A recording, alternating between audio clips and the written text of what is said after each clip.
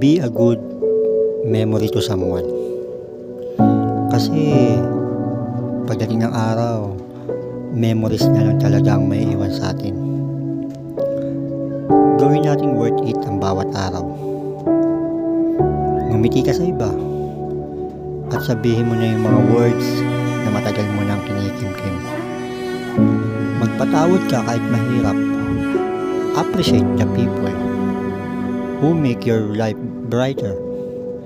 Hindi mo alam kung gaano kalaki ang impact ng action mo sa iba.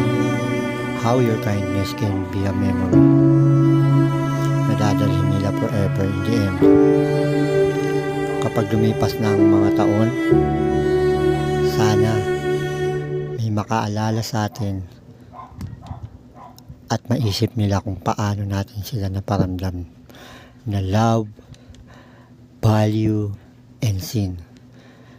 Dahil yun naman talagang mahalaga sa huli. Diba?